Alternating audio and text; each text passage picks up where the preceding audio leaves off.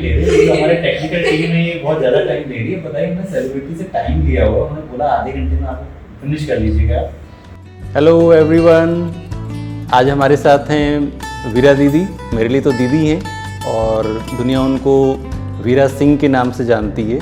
बहुत काम किया दीदी ने रेडियो सिटी और आकाशवाणी के लिए, और पर्टिकुलरली मेरे लिए मेरी बहुत सारी डॉक्यूमेंट्रीज़ में और वीडियो के काम में दीदी ने बहुत सारा वॉइस ओवर और स्क्रिप्ट का काम किया है। D&B Interiors, the house of excellence. From modular kitchens to wardrobes, our product range covers bed, wall units, bathroom vanity, doors, and chest of drawers. Nearly 800 million people go to bed hungry each night. 1 in 3, which is 2.6 billion people globally, do not have access to safe drinking water. This annexi is presently used as 1857 museum. In this museum, lithographs, excavated items, diorama of the siege residency and some other articles related to the 1857 revolution have been displayed. दीदी Akashvani, radio city, मेरे लिए तो बचपन में बहुत बड़ी बड़ी चीज़ें हुआ करती थी। दीदी आकाशवाणी में जाती हैं और फिर रेडियो सिटी की, अरे बाप रे। हाँ, मैं वैसे तो मतलब आजकल माई रेडियो जर्नी करके मैं बहुत कुछ बता रही हूँ, और मैंने शुरुआत भी करी आकाशवाणी जब मैं 5 साल की थी। तो कॉलोनी के सारे बच्चे इकट्ठे होकर के, और आकाशवाणी में संडे का शो होता था बाल संग, उससे जाते थे करने के लिए। बच्चे खाली ऐसे बैठे रहते थे, तो उसमें से एक बच्चा मैं भी थी। तो हाथ उठाते थे, कौन सुनाएगा? मैं कहती थी मैं पोएम सुनाऊंगी। तो 2 लाइन सुना करके रटती थी और सुना देती थी। वहाँ से शुरुआत हुई थी। वो धीरे धीरे ग्रेजुअली जो है वो ऑडिशन हुआ तो बच्चों का, तो उसमें दीदी भैया आते थे बाल संग में, उसके साथ 2 बच्चे रहते थे, एक लड़का एक लड़की। तो उसमें मेरा ऑडिशन हुआ था। तो हमारा काम होता था दीदी भैया से सवाल पूछना। दीदी अच्छा बताइए, रात को तारे टिमटिमाते क्यों हैं? ऐसे पूछना होता था। तो वो लड़का कहता है तुम तो हर वक्त पूछती रहती हो, दीदी भैया बताएंगे तुमको। ये हमारे डायलॉग्स होते थे। ये बहुत इंटरेस्टिंग होगा ना कि जैसे बच्चे बच्चे बैठे और हमें एक रटी रटाई लाइन दी जा रही कि हाँ ये बोलो, और हमने बोला हाँ बहुत और अच्छा। बहुत ही एक्साइटेड होके बोलना पड़ता था उसको। सच में दीदी? हाँ हाँ क्यों नहीं। ये छोटे छोटे क्यूज होते थे हमारे, तो बहुत ही इंटरेस्टिंग था। फिर उसके बाद जो है वो सफ़र आगे बढ़ा। भाई हम बड़े हुए और हम युवाणी में जाने लगे। फिर हमने ड्रामा में ऑडिशन दिया, और फाइनली वो दिन आया सन 2000 में कि जब FM यहाँ रेनबो लखनऊ में लॉन्च हुआ। 20 अगस्त को लॉन्च हुआ था। तो उसमें जो पहला म्यूज़िक टाइम नाम का शो था मॉर्निंग का, वो मैंने होस्ट किया था। तो वहाँ से FM के करियर की शुरुआत हुई थी। सिर्फ 5 लोग थे शुरू में, हम लोग जो रेगुलर जॉकीज़ थे। तो हमको दिल्ली से लोग ट्रेन करने आए थे और बहुत मज़ा आता था। बिल्कुल लोगों के लिए नई चीज़ थी, तो हमें भी बहुत मज़ा आता था। फिर हमारा जो जूनियर बैच है सेकेंड लॉट, उसमें अयाज़ नाम का एक लड़का आया। वो मुझे उसके साथ मुझे शो होस्ट करना था, तो उसको सिखाना भी था। उसने मुझे इतना ज़्यादा मान सम्मान दिया उस शो को होस्ट करने के बाद। उसने कहा बहन मैं तेरे को अपने साथ अब ले जाने वाला हूँ। तो उसी 2001 में 1 साल के बाद ही यहाँ पे रेडियो सिटी लखनऊ में लॉन्च हो रहा था। तो उसने मुझे जो है वो मिलवाया जाकर के, स्टार की थी तब ये कंपनी, और उनके जो CEO आए हुए थे उनसे मिलवाया। वहाँ से फिर मेरा हॉप ओवर शुरू हुआ रेडियो सिटी में। तो कम्प्लीटली मैंने प्रोफेशन एज अ जॉब जिसे कहते हैं, क्योंकि यदि मैं एक चीज़ के लिए रोकूंगा यहाँ पे और एक कन्फेस भी करूँगा। I used to be jealous of you कि आई मीन जो मैं हीरो हीरोइन और सबको बॉम्बे जाके देख रहा था। आई रिमेंबर कि आपके रेडियो सिटी की शुरुआत हुई थी एंड अमिताभ बच्चन जी आए थे। अरे इससे जुड़ी तो बहुत मज़ेदार कहानी है। मतलब उस वक्त वो कौन बनेगा करोड़पति होस्ट कर रहे थे, और उनकी लाइफ में भी एक फेज़ आया था जब वो बहुत ही डाउनफॉल हुआ था। तो कौन बनेगा करोड़पति ने उनकी ज़िंदगी में सेकेंड इनिंग शुरू करी थी, तो वो स्टार को बहुत मानते थे। सो ही केम टू लॉन्चा स्टेशन। अच्छा क्या होता है कि जो अमिताभ जी इज़ लाइक अमिताभ जी है ना, तो उनका सेट ऑफ क्वेश्चंस पहले उनके पास जा चुका था। आपसे ये पूछा जाएगा, you okay with the questions, और मुझे उनका इंटरव्यू लेना था लॉन्च के लिए।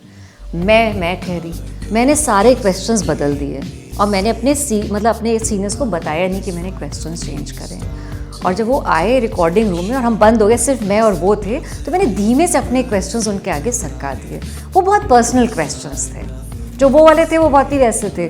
तो उन्होंने ऐसे ऐनक लगाई, ये क्या है, मैंने कहा सर अगर आपको ये क्वेश्चंस अच्छे लग रहे हो, ये मेरे क्वेश्चंस हैं, तो क्या आप इन्हें प्लीज़ आंसर करना पसंद करेंगे? वैसे तो बाहर सब खड़े हो, ये मेरी जान लेने के लिए तैयार हैं। तो he looked at it, he read the whole lot of questions. कहते हैं कि ठीक है आप पूछिए, आपको जो पूछना है। तो इसमें बहुत पर्सनल थे। गुस्सा आती थी तो आप कैसे अपना रिएक्ट करते थे, कौन से गेम्स खेले, पतंग उड़ाए, कंचे खेले वगैरह। हाय, मैं हूँ वीरा और आप सुन रहे हो रेडियो सिटी 104.8 FM। आज है पहला दिन लॉन्च के दिन है और अभी अभी आपने सुना अमिताभ बच्चन जी को और अब शुरू हो रहा है मॉर्निंग मसाला वीरा के साथ सिर्फ और सिर्फ रेडियो सिटी 104.8 FM पर। राहुल वो इंटरव्यू इतना प्यारा गया, you won't believe, next day वो सहारा स्टेट्स में रुके हुए थे, उन्होंने पर्सनली कॉल किया कि ये इंटरव्यू अब तक का मेरा सबसे अच्छा इंटरव्यू। आपको बहुत अच्छा लगा होगा? बहुत अच्छा लगा। और जब बाहर आके जितनी मैंने मतलब सबसे बातें सुनी थी ना कि ये क्या बकवास करी हो, क्यों तुमने अपने क्वेश्चंस दिए, वो सब शांत हो गए बिल्कुल।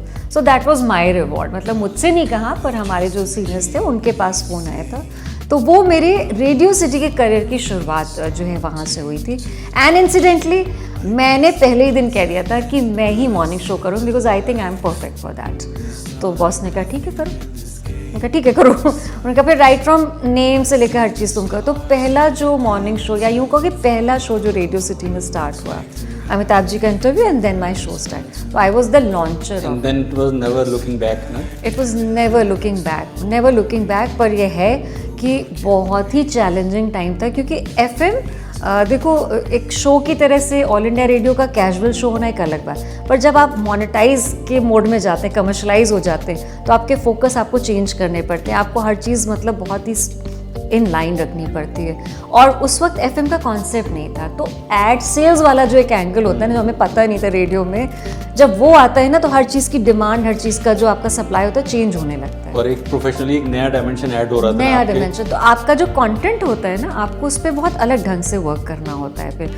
वो मेरे लिए बिल्कुल 180 डिग्री का चेंज था। ऑल इंडिया रेडियो से यहाँ वहाँ पे सीरियसली बोलना था, वहाँ पे पीज एंड क्यूज माइंड करने थे, यहाँ पे बिंदास बोलना था, कनेक्ट करना था, यहाँ पे मतलब किसी भी टॉपिक पे डिस्कस कर सकते थे। Yes, Prasar Bharati was in like वो था, कंट्रोल फैक्टर था, पर हमें फ्रीडम बहुत थी, तो हमारे मतलब पंख लगे, हम उड़े। अच्छा दीदी, मैं एक चीज़ पूछना चाहता हूँ आपसे। अचानक मुझे ये बात याद आ रही कि शायद आपने कुछ समय हिंदुस्तान टाइम्स और टाइम्स ऑफ इंडिया के लिए भी काम किया है, थोड़ा सा वो भी बताइए। मैं एक फेज़ मेरी लाइफ में ऐसा आया था जब ने 2 साल लगातार बिना किसी ऑफ के काम किया था। तो मैं हिंदुस्तान टाइम्स में जॉब कर रही थी और तब मैं ऑल इंडिया रेडियो में FM और ये सब कैजुअल्स होते थे शोज़ ना, तो मैं अपना ऑफ वाला जो दिन था वो ऑल इंडिया रेडियो को दे देती थी। 2 साल मैंने इस तरह से ज़िंदगी में काम किया है कि मेरे को कोई ऑफ नहीं चाहिए था। मतलब मैं तुम्हें रेडियो के लिए अपना प्यार बताना चाहती हूँ। मैं कहती हूँ मेरी DNA में, आप चेक कराओ तो DNA में रेडियो ही मिलेगा आपको। So that was it. और वहाँ पे मैं फीचर्स डेस्क देखती थी। पता है राहुल, कभी कभी लाइफ में क्या होता है कि कुछ चीज़ें आपके लाइफ में आती हैं, वो आपके लिए आगे जाकर के एक रास्ता बनाती हैं। तो जो एडिटिंग, जो मैंने प्रेजेंटेशन, जो मैंने न्यूज़ को बनाना, उसको इंटरेस्टिंग बनाना, ये जो सब सीखा HD में सीखा, ठीक है, वो चीज़ मेरी जो वो चीज़ है वो काम आई रेडियो सिटी में, क्योंकि हमें 40 सेकंड का टाइम मिलता है वहाँ पे लिंक देने, एक बार बोलने के लिए 40 सेकंड खाली।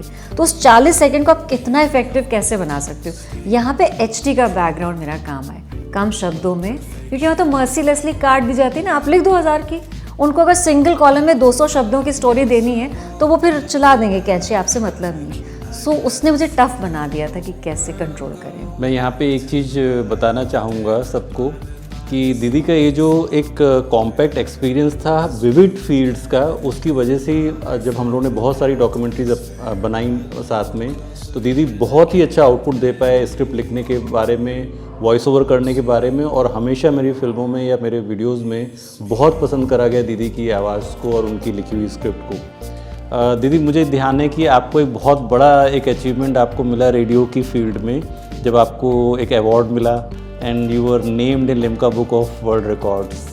Limca book of world records में लॉन्गेस्ट सर्विंग मॉर्निंग जॉब। मैंने बिना कोई छुट्टी लिए हुए, मतलब बिना किसी ने मुझे रिप्लेस करे हुए, मैंने कई साल तक लगातार मॉर्निंग शो होस्ट किया। होता ये कि जैसे कोई भी ना छुट्टी लेता है तो उसको कोई फिल इन करता है, पर मैंने ये नहीं किया। मैंने अगर मुझे लेनी पड़ी छुट्टी कई साल, मतलब अप्रॉक्सीमेटली 5-6 ईयर्स तो मान 7 ईयर्स तक तो बिल्कुल बिना किसी ऑफ के, लेनी भी पड़ती थी, तो I used to pre record my show. 4 घंटे का भी होता था, तो मैं उसको पूरा टाइम चेक्स, ट्रैफिक, मतलब हर चीज़ बिल्कुल स्ट्रीमलाइन करके एक एक शो हफ्ते भर का। So that way I was the longest serving morning jock. सिर्फ मैं ही सुनाई पड़ती थी मॉर्निंग में 7 से 11। बहुत सुंदर। अच्छा दीदी, अब एक बात बताइए कि इतना बड़ा एक, जैसे कहना चाहिए, पीक पे जाने के बाद में एक समय आया कि when you quit radio city और एक जीवन का दूसरा ही फेज शुरू हुआ, थोड़ा सा उसके बारे में बताइए कि वो मुझे लगता है वो ज़्यादा एंटरप्रेन्योर पूरा था स्टेप जिसे। वो एक अलग एक्सपीरियंस है राहुल। जैसे वही मैंने कहा, माई रेडियो जर्नी में मैंने अपने एक एक करके सारे एपिसोड शेयर करें। वो मेरे लिए मॉनिटरली तो नहीं, लेकिन हाँ एक्सपीरियंस वाइज एक बहुत ही ब्लूमिंग अफेक्ट रहा। क्यों? क्योंकि मैंने स्विच ओवर किया। पहले मैं लाइमलाइट में थी, ठीक, आई वॉज द स्टार। फिर मैंने मैंने ट्रेन करना बच्चों को शुरू किया, फिर मेरे बच्चे स्टार बने। एंड ट्रस्ट मी, जिस दिन मेरी एकेडमी जब मैंने 2015 में स्टार्ट करी, तो जब पहली बार मेरे पहले बच्चे ने मुझे अपना अपॉइंटमेंट लेटर दिखाया, मैम मेरा पैकेज 3.5 लाख रुपए पर एनम का है। यू वॉन्ट बिलीव, मेरे नहीं, देखो अभी भी देखो रोंगटे खड़े होने लग गए। वो खुशी मुझे अपने अपॉइंटमेंट लेटर में नहीं मिली थी। 1 2 3 गो। मिश्रा जी का लड़का जब पैदा हुआ, मिश्रा जी का लड़का जब 5 साल का हुआ।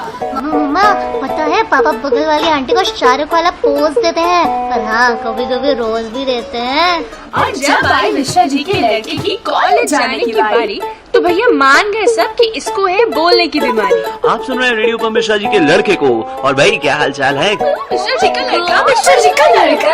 ओए, लेकिन ये रेडियो तक कैसे पहुंचा? वीरा's Academy of RJing and Radio Learning, जहाँ है 13 साल एक्सपीरियंस्ड RJ वीरा का direction, where you can make your profession through your imagination. You can log on to www.varg.in.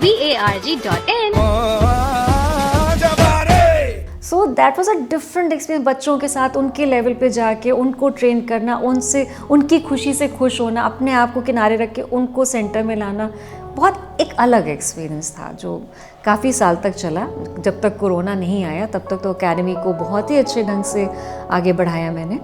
I hope कि आप लोगों को दीदी की बातें बहुत ही इंटरेस्टिंग लग रही होंगी। अच्छा दीदी, एक बात बताइए, मैं जब आपके घर आया हूँ तो मुझे बहुत ही ज़्यादा पॉजिटिव वाइब्रेशन और बहुत ही कलरफुल एंड आपका दिखता है कि आपको लाइट से बहुत शौक है और आप एक एक कॉर्नर कुछ ऐसा बनाते हैं कि अपने बहुत ही फोटोजेनिक है। तो प्लीज़ थोड़ा सा बताइए इसके बारे में, मतलब ये क्या शौक है आपका? मतलब घर अच्छा तो सब लोग रखते हैं, लेकिन इस तरह से बहुत ही एक्सक्लूसिव एक टच देना। नहीं, मैं पर्सनली, मुझे क्या अच्छा लग रहा है, पहले मैं अपनी बॉडी को, अपने माइंड को मतलब केटर करती हूँ। क्या मुझे इस कोने में बैठ के अच्छी फीलिंग आ रही है? क्या मेरे को यहाँ बैठ के सुंदर लग रहा है? क्या मेरा माइंड यहाँ पे पीसफुल लग रहा है? मतलब मैं इस तरह से कॉर्नर्स बनाती हूँ। तो फिर आई रियली वर्क। मतलब कभी हो सकता है कि लोगों को कुछ नहीं लगेगा, एक गद्दी इधर से उधर करना, कहेंगे क्या बकवास हो रही, बट तो एक काम करते हैं ना, क्यों ना दीदी का पूरा घर देखा जाए एक बार। आप लोग भी देखिए, आप लोगों को बहुत अच्छा लगेगा। एक एक कॉर्नर अपने, जिस तरह से उन्होंने अपने हाथ से सजाया है, she is been painter also. तो आइए हम लोग एक बार घर विजिट करते हैं। चलिए दीदी। बिल्कुल बिल्कुल। तो घर की शुरुआत भी उसके एंट्रेंस से ही करते हैं। तो ये एंट्रेंस है। दीदी कुछ आप बताइए प्लीज़। आओ मैं तुम्हें अपना आशियाना दिखाती हूँ। Yes yes yes. इसको मैं अपना पीस जोन कहती हूँ। कैसे? यहाँ बैठो, देखो बैठो, मैं बैठो, अब तुम उधर देखो। अच्छा, देखा? सुंदर, अति सुंदर है ना? यू अच्छे ना? अब मैं तुम्हें अपना भीमताल जोन दिखाती हूँ। अभी अच्छा, ये कौन सा जोन था? ये पीस जोन है। पीस, अच्छा, पीस जोन। Peace zone. अच्छा, यहाँ बैठो, ये भीमताल जोन है। यहाँ बैठो। अच्छा, इसका नाम भीमताल। अच्छा, ये सारा भीमताल है इसका? हाँ, यहाँ से अभी तो रात है तो वो दिख नहीं रहा है। यहाँ से सिर्फ पेड़, ऊंचे ऊंचे पेड़ दिखाई पड़ते हैं, तो लगता है क्या पहाड़ों के बीच में। ये जितनी भी पेंटिंग्स आप देख रहे हैं, ये सारी दीदी की बनाई हुई है। एक बार आप दिखाइए फोटो। ये सारी दीदी के हाथ की बनाई हुई पेंटिंग्स हैं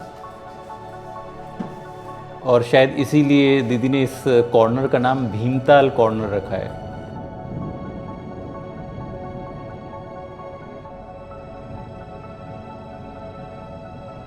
और अब आप क्या खाना शुरू कर दिया आपने? ये मक्के के जल्दी से तो आप भी थोड़ा सा मक्के की ये खा लीजिए।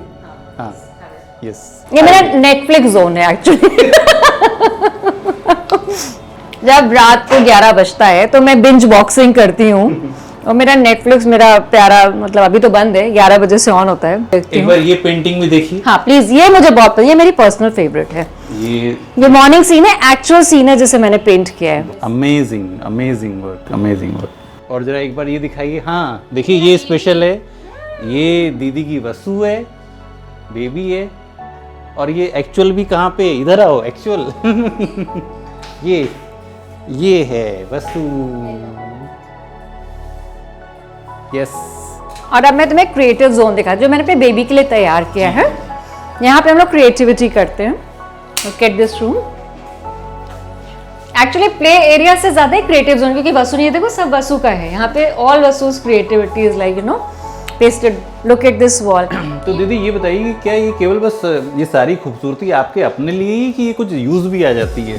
यूज आती है, लोग ना आते हैं यहाँ पे, थोड़ा सा मुझसे कहते हैं प्रोडक्शन वर्क जो है यहाँ पे होता है, शूट्स होते हैं। तो आप रेंट के लिए भी देते हैं? हाँ हाँ बिल्कुल बिल्कुल, बशर्ते कि भाई डैमेज ना हो कोई। I hope so. ये सारा क्रिएटिविटी बच्चों के लिए अगर कुछ शूट करना तो क्रिएटिव जोन में हो सकता है। सो दी व्हाट नेक्स्ट, और क्या दिखा रही हैं आप हम लोगों को? मैं तुमको अपना पूजा रूम दिखाऊंगी, उस पर मैं तुम्हें भी मेंशन करूंगी। Thank you. ये मेरा मंदिर कम चिट चैट रूम है, इजी रूम इसे मैं कहती हूँ।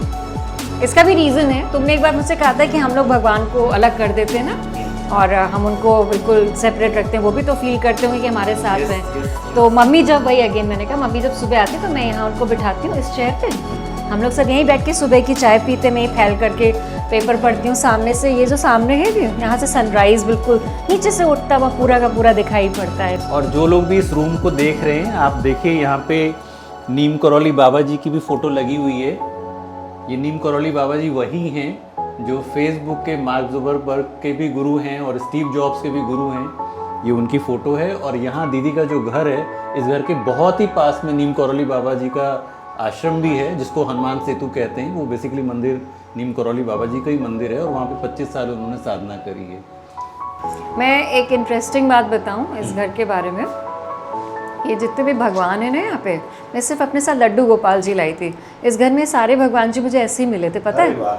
हाँ, तो और इसी कोने में ऐसे ही रखे हुए थे, तो मतलब जैसे इट वाज एन इंडिकेशन कि हम यहीं सेट हो जाएंगे। मैंने कोई फोटो इसमें से खरीदी नहीं हुई है, सिर्फ लड्डू गोपाल जी मेरे हैं। तो ये है मेरा छोटा सा आशियाना। सुंदर, अति सुंदर। तो आई होप आप लोगों को अच्छा लगा होगा। और किसी को भी जो भी इस प्रीमाइस के आसपास रहते हो, अगर आपको ऐसा लगता है कि आपका कोई प्रोग्राम यहाँ शूट हो सकता हो, तो आप शूट करने के लिए भी दीदी से बात कर सकते हैं। कितने सुंदर ढंग से आपने पूरा पूरा सजाया है। अच्छा दीदी, एक बात बताइए, इस पूरी जर्नी के बाद में आजकल आप जो ये इंटरनेट रेडियो के लिए कर रहे हैं, ये प्लीज़ इसके बारे में बताइए। राहुल, ये तो मतलब I really want to like you know share this thing with everyone. ये सीरियसली कमाल है।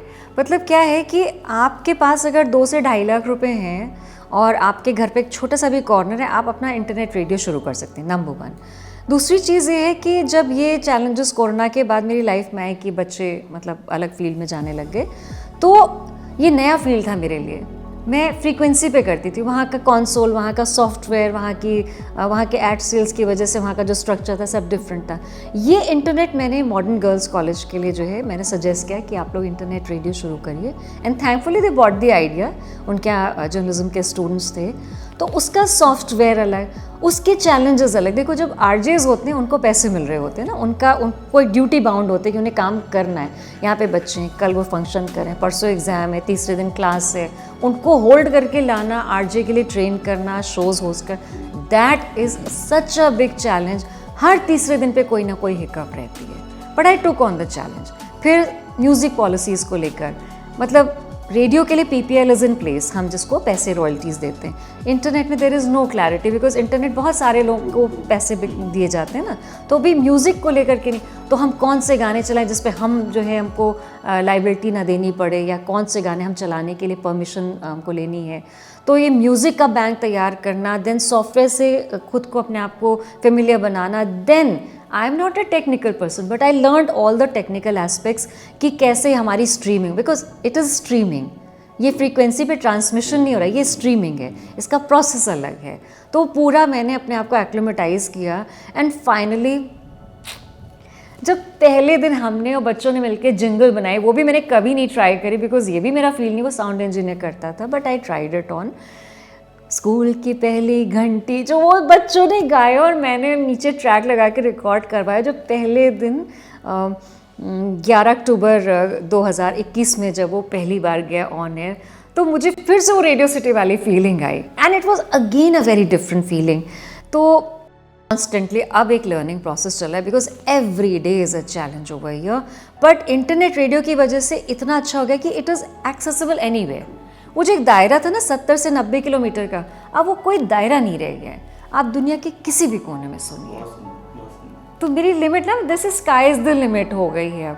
और मेरे लिए अगेन ये बहुत बड़ा लर्निंग एक्सपीरियंस। मैं ना हर कभी कभी एक तार भी हिल जाता तो मैं अपने आप को बहुत ही जैसे कहते हैं ना क्रिपल्ड महसूस करती, अब क्या करूं क्योंकि I am the only one over there. फिर मैं यूट्यूब से देख के कैसे ठीक करूं, या तुम्हें अक्सर कॉल करती थी, या एक फ्रेंड है जिसने सॉफ्टवेयर लॉन्च किया था उसको फिर यहीं से मैंने एनीडेस्क का यूज़ सीखा। आई वोंट बिलीव कि एनीडेस्क कितना हेल्पफुल हो सकता है। आज की तारीख में वो कनाडा से मेरी मदद करता है। So technology must be thanked. Technology बहुत अच्छी चीज़ है। दीदी बहुत ही अच्छा लग रहा है और ऐसा लग रहा है सब कुछ रिवाइंड हो रहा है। पूरा हम लोग ने जितना एक अच्छा टाइम निकाला है पूरा रिवाइंड हो रहा है। But I should mention you also ना राहुल, मैंने और तुमने इतने काम एक साथ किया। अगेन आई टेल यू, तुम्हारे साथ काम करना मेरे लिए बहुत ग्रोइंग एक्सपीरियंस था। देखो मैं पेपर के लिए लिखती थी, ठीक है, तो न्यूज़पेपर का अंदाज अलग होता है, but when I right scripts मैं ये ध्यान में रख के मुझे करना है कि ये वॉइस ओवर, जो जर्नलिस्ट होता है वो वर्ड्स के साथ खेलता है। यहाँ पे वर्ड्स के साथ खेलना नहीं है, यहाँ पे मैं फोकस में नहीं हूँ, यहाँ पे जो आप ट्रांसमिट करें मैसेज वो फोकस में। सिंप्लीफाइड मैसेज रखना है आपको। आप अगर अपने शब्दों का ज्ञान भी खेलोगे तो आप सामने वाले को समझा नहीं पाओगे। तो मेरे लिए वो अगेन चैलेंज था, पर मुझे बड़ा मज़ा आता था। दीदी आपकी जो चैलेंज वाली बात है उससे मैं एक बात बताना चाहता हूँ कि दीदी का केवल कैरियर ही चैलेंजिंग नहीं रहा है, दीदी की पर्सनल लाइफ भी बहुत चैलेंजिंग है। और दीदी की जो मदर हैं, जो इत्तेफाक से सिटी मॉन्टेसरी स्कूल में मेरी 10 साल टीचर रही हैं और बहुत ही फेवरेट टीचर रही हैं, आज उनको अल्जाइमर है काफ़ी सालों से, और दीदी बहुत केयर कर रही हैं and she has been an inspiration for all those जो अपने पेरेंट्स के साथ शायद उनकी सेवा भाव उनका उतना नहीं रहता कि कैसे अपने पेरेंट्स की सेवा करते हुए अपने प्रोफेशनल कैरियर को कोई देख सकता है। We must learn it from Veera Singh. दीदी आप थोड़ा सा बताइए ना इसके बारे में। हाँ राहुल, मैं ना ये थोड़ा एक सीरियस टॉपिक है। तो अल्जाइमर्स के पेशेंट्स के साथ मैंने देखा है लोग घर वाले अक्सर बहुत स्ट्रगल करते हैं। पहली प्रॉब्लम जो मैंने कम्युनिकेशन बंद हो जाता है, देखो है ना, वो नहीं आपको बता पाते हैं और वो भूलने भी लगते हैं, तो आपको उनको सपोर्ट करना है। अल्जाइमर्स एक ऐसी डिजीज़ है जो कि डिक्लाइनिंग डिजीज़ है, उसमें धीरे धीरे गिरावट ही होगी। पर क्या होता है कि मैं बताती हूँ, अगर 2-3 चीज़ें अगर आप ध्यान रख लोगे तो आप अपने घर के पेशेंट्स को भी जो है केयर तो कर ही सकते हैं। जैसे आपको बहुत माइन्यूट ध्यान रखना, जैसे वो फिर टच को रिस्पॉन्ड करना शुरू करते हैं, क्योंकि कम्युनिकेट नहीं, वो टोन को रिस्पॉन्ड करना शुरू करते हैं। आप कैसी टोन यूज़ कर, आप कैसे टच कर रहे हो, आपको समझना पड़े, उनके एक्शंस को रीड आउट करना पड़ेगा। जैसे मम्मी के साथ एक भूखी होती है तो यूँ यूँ हाथ करने लगते हैं, आप समझ जाओ कुछ गड़बड़ है, इस तरह से। और ये उन्हें बिल्कुल नहीं समझना चाहिए कि अब ये जो है इनको हमको कोने में रख देना है। हर एक्टिविटी में यूज़ करिए आप, हर एक्टिविटी में। जैसे मैं तुम्हें बहुत छोटी सी चीज़ बनाऊँ, मम्मी के लिए व्हील चेयर हमने अब मंगाई क्योंकि उनको चलने में दिक्कत होती, not because she doesn't walk, लेकिन उनको दिक्कत होती। मैंने उसका नाम बदल दिया है, मैंने उसका नाम प्रैम करा है। When you say wheel chair it means a life is going to end, है ना, but when you call the very same thing pram it means a life is beginning. तो मैं कहती हूँ मम्मी चलो खेल के आते हैं प्रैम पे, तो वो उनको मैं जू करके खूब गोला चक्कर लगवाती हूँ, तो शी इज़ वेरी हैप्पी। या मैं बाहर हवा खिलाती, मैं भी कहती हूँ मम्मी मुंह खोलो, मुंह खोलती हूँ उनका, हवा खाओ। मतलब मैं नॉर्मली उनसे जैसे बात करती हूँ, लोग बात करना छोड़ देते हैं। बहुत बढ़िया, बहुत सुंदर, है ना, आपको बात करते रहना पड़ेगी। जैसे मेरा एक फ्रेंड है, तो उसका कहना है कि मैं तुम्हारे घर अब इसलिए नहीं आता हूँ क्योंकि मुझे उनकी डिक्लाइनिंग हालत देख के बहुत अफसोस होता है, मैं एडजस्ट नहीं कर पाता हूँ। बट ऐसे if you really love my mother, if you really care for her, then you should come, क्योंकि वो लोगों को देख के खुश होती हैं, वो कह नहीं पा रही हैं, बट ऐसा नहीं कि उनकी फीलिंग्स ख़त्म हो गई हैं, वो हैं, वो कम्युनिकेट नहीं कर पा रही हैं। So you have to be very sensitive उनके लिए। बल्कि अब तो हम मम्मी को बीच में बिठा करके हम सब चारों ओर मतलब उनके बैठते हैं, कुछ नहीं, आप हंसी मजाक करो, दे विल फील इट। बहुत सुंदर। तो बहुत कुछ लर्न करने का है दीदी से, बहुत कुछ सीखने का, और बहुत कुछ वो सर्व कर सकती हैं अगर आप बिल्कुल ऑडियो विजुअल के काम में हैं। तो दीदी आप बताइए कि वो क्या क्या चीज़ें हैं जो आप प्रोफेशनली कर रही हैं। एक तो मैं इंटरनेट रेडियो ही चला रही हूँ, रेडियो मॉडर्न के नाम से। मैं बच्चों को ट्रेन भी करती हूँ, अब मैं ऑनलाइन करती हूँ ज़्यादातर because I am in a job. मेरा फोकस अब वॉइस ओवर्स हो गया है और again I am trying to improve myself अलग अलग जॉनर्स के, चाहे वो ऑडियो बुक हो, चाहे वो एक डॉक्यूमेंट्री हो, चाहे वो एड्स हों, चाहे वो शॉर्ट वीडियोज़ हों। I try to do everything, क्योंकि एज एन आर्टिस्ट मुझे हमेशा अपने आप को एक स्टेप आगे चैलेंज में रखना चाहिए। इसके अलावा मैं लिखती भी हूँ, स्क्रिप्ट राइटिंग भी करती हूँ। और हम लोग एक बात भूल रहे हैं कि दीदी ने एक किताब भी लिखी है जो भी हाल ही में पब्लिश हुई है। दीदी थोड़ा सा किताब के बारे में बताइए। मैं बहुत ही जिसे कहती हूँ कि ट्रैवलिंग की बहुत ज़बरदस्त शौकीन हूँ और मैं ज़्यादातर जो है ड्राइव खुद ही करती हूँ। भारत के 20 डेस्टिनेशंस चूज़ करे और मैंने उसको डायरी नहीं बनाया। मेरी जो बुक है in search of a perfect kappa, वो मेरे एक्सपीरियंसेस हैं। एक्सपीरियंस कैसे? सोल के एक्सपीरियंस, कि मैं गई कहीं पे, मैंने वहाँ बैठी, मैं चाय पी और उस वक्त मेरे दिमाग में क्या चला उस जगह को देख के। ये बुक अमेज़ॉन पे अवेलेबल है ना? It's on Amazon, Flipkart, notion press उसके पब्लिशर हैं, उन पे भी है, तीनों पे है। तो अगर आप ये सोच रहे हो कि एक डायरी की तरह ये देखें, यहाँ से यहाँ जाएं, इतने पे गाड़ी मिलेगी, प्लेन मिलेगा, ये सब आपको गूगल पे मिल जाएगा। आपको ये नहीं मिलेगा कि एक यात्री जो जा रहा है उसको उस जगह को देख के क्या भाव जो है, मतलब क्या इमोशंस आ रहे हैं। तो मैंने वो कैप्चर किया उसमें। और उसमें अगेन मेरी माँ का जो है बहुत ज़्यादा मेंशन है, क्योंकि मेरी ट्रैवलिंग का कीड़ा मम्मी का ही लगाया हुआ है। तो मैं हमेशा कहती हूँ कि ये जर्म इन्होंने इन्फेक्शन मुझे दिया है। और इस बात के साथ साथ कुछ दीदी की छुपी हुई चीज़ें भी देखते हैं। तो अब दीदी आपके सामने एक गाना भी गाएंगे। एक छोटा सा 2 line, only 2 lines, only 2 lines. अब तो मुझे एकदम से ऐसे कह दोगे तो याद ही नहीं आएगा। फिर भी मैं ट्राई करती हूँ। अगर ऑफ बीट हो जाऊंगी तो कोई दिक्कत कोई बात नहीं, like, कोई बात नहीं। क्यों ना हम तुम मिले टेढ़े मेढ़े से रास्ते पे, सीधी राह चल के। मैं लिरिक्स भूल जाती हूँ, सॉरी। तो आप सभी को बहुत अच्छा लगा होगा वो दीदी के साथ हम लोग की ये बातचीत। और दीदी ने बताया कि वो किस तरह की सर्विसेज भी प्रोवाइड करती हैं। तो आप में से अगर किसी को भी अपने ऑडियो विजुअल प्रोजेक्ट में वेबसाइट्स के लिए स्क्रिप्ट का काम कराना हो, वॉइस ओवर का काम कराना हो, तो मैं नंबर दे रहा हूँ, स्क्रीन पे आ भी रहा है और डिस्क्रिप्शन में भी है। तो please you can get in touch with Veera Singh. Thank you दीदी, थैंक यू दीदी। ओह माय गॉड, मेरा भाई मुझे थैंक यू बोल रहा है। Bye bye. तो ये था रेडियो सिटी का पहला दिन और मैं भी आपके साथ पहली आपकी radio jock Veera, only on 104.8 FM। आज से आपके दिन की होगी अच्छी शुरुआत। I don't know what is going to happen. मान लीजिए कुछ ऐसा हो जाए तो कुछ प्रॉब्लम तो नहीं है ना आपको? मैं सेंटर में कहीं भी जाऊंगी। जी जी।